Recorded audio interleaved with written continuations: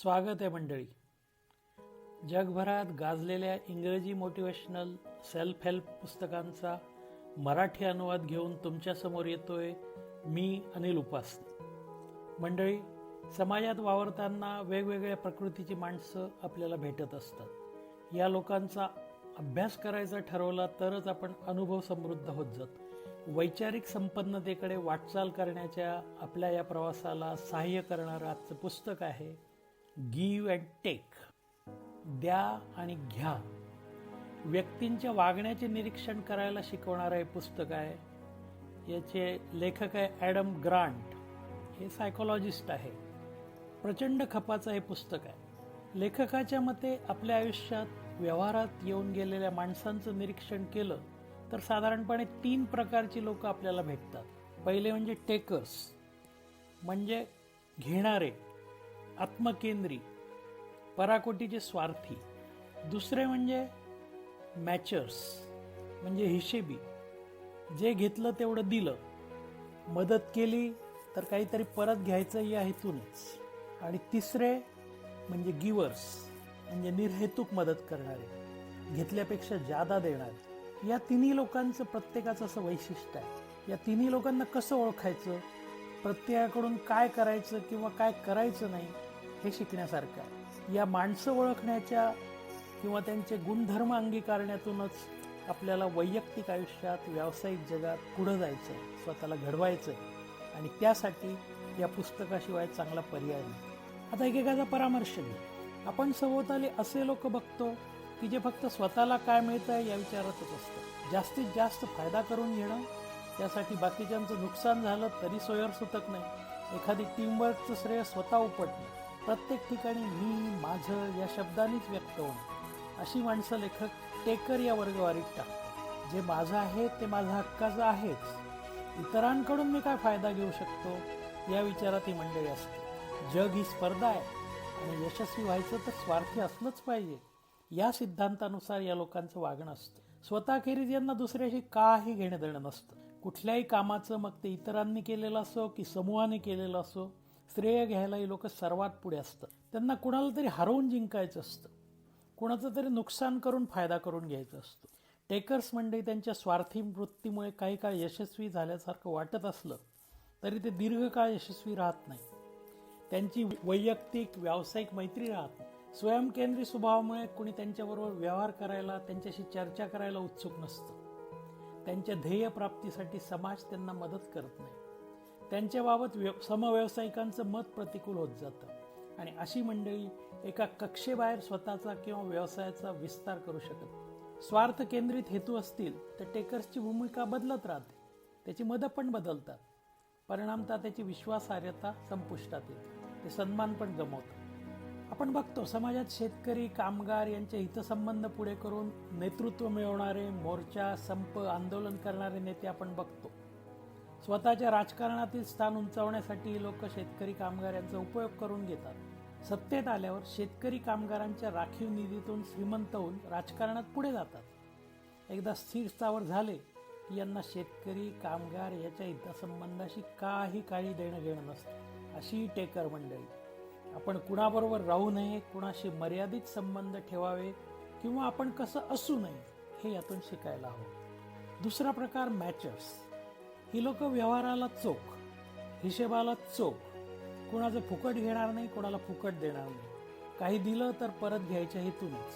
काही घेतलं तरी एकदा कधी परत करतो या घाईने, जशास तसे हे त्यांच्या आयुष्याचं सूत्र असतं. यांचे संबंधच मुळे हेतुपूर्वक असतात.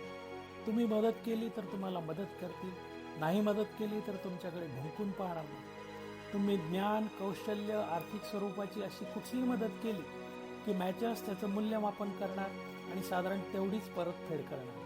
कुणालाही सहाय्य करताना त्यांच्याकडून कशी परतफेड करून घ्यायची याचा आराखडा मॅचर्सच्या डोक्यात पक्का असतो. देवघेव समान असली पाहिजे आणि तेच व्यवहाराचं सूत्र आहे या सिद्धांतावर मॅचर्सचा विश्वास असतो.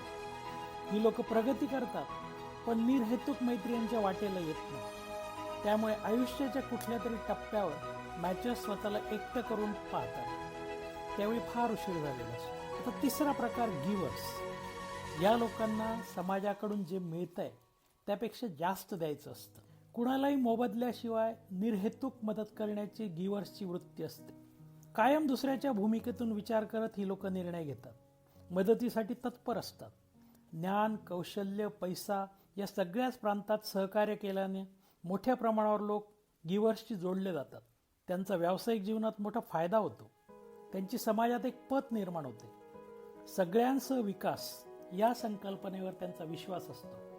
यांच्या यशासाठी इतर लोक मदत करायला उत्सुक असतात. त्यामुळे गिव्हर्स हे यशस्वी होतात आणि त्यांचं यश दीर्घकाळ टिकून राहतं. अर्थात या गिव्हर्सपैकी जे लोक मदत करतानाही आपल्या उद्दिष्टावर लक्ष ठेवून वाटचाल करतात तीच यशस्वी होतात. आपण मदत करतोय ती संस्था, व्यक्ती लायक आहे का, मदतीची खरंच गरज आहे का आणि नेमकी मदत केव्हा करायची, ही व्यवधानं गिव्हर्सने जर ठेवली तर असे गिव्हर्स सगळ्यात जास्त यशस्वी होतात. या उलट स्वतःच्या व्यवसायाकडे दुर्लक्ष करून मदत केली, मग भावना निस्वार्थी का असेना, असे गिव्हर्स काही दिवसात दिवाळखोर होतात. स्वतःच्या उद्दिष्टावर लक्ष केंद्रित करून त्यासाठी वेळ, ऊर्जा दिल्यावर केलेली निर्हेतुक मदत ही यशस्वी गिव्हर्स तयार करते. गिव्हर्स हे उदार असतात, योग्य सल्ला देतात, दुसऱ्याच्या प्रगतीसाठी कवाडं खुली करून देण्यात त्यांना धन्यता वाटते.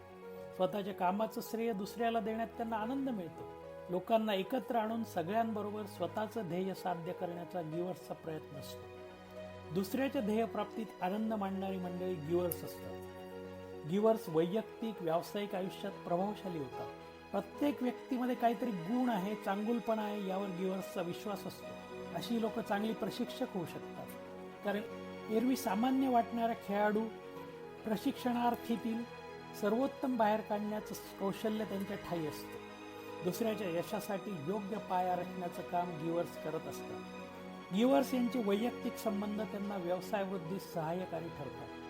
गिव्हर्स लोकप्रिय असतात आणि यशाच्या शिखरावर सहजपणे दीर्घकाळ टिकतात. गिव्हर्स हे पॉवरलेस कम्युनिकेशन करतात. साधारणपणे आग्रही भूमिका आत्मविश्वासाने मांडणारे लोक टेकर्स असतात, पण संयत आवाजात दुसऱ्याच्या भूमिकेत शिरून त्यालाच प्रश्न विचारून आपल्याला अपेक्षित अशी उत्तरं मिळवणं, समोरच्या व्यक्तीला आपला सल्लागार असल्याचा फील देणं, यालाच पॉवरलेस कम्युनिकेशन म्हणतात. गिव्हर्सकडे ही कला असते. मृदू आवाजात कुठलाही अभिनिवेश न बाळगता सार्वत्रिक हित डोळ्यासमोर ठेवून बोलतं करणारी मंडळी गिव्हर्स असतात. प्रत्येकाच्या ठायी शाश्वत असा शुद्ध ध्वनी आहे आणि त्याला साथ घालून इतरांना ध्येय साध्य करण्यासाठी मदत केली तर आपलंही ध्येय साध्य होईल. हे जर लेखक ॲडम ग्रांटचं गिव्हर्सबद्दलचं आकलन असेल तर चला एक उद्दिष्ट डोळ्यासमोर ठेवून आपणही गिव्हर्स होऊया. एका यशशिखराकडचा प्रवास सुरू करूया. हा प्रवास असा असेल की तुमच्या एका पावलासोबत तुमचं सभोवतालचं जगही शिखर सर करण्यासाठी पुढे गेलेलं असेल. धन्यवाद मंडळी.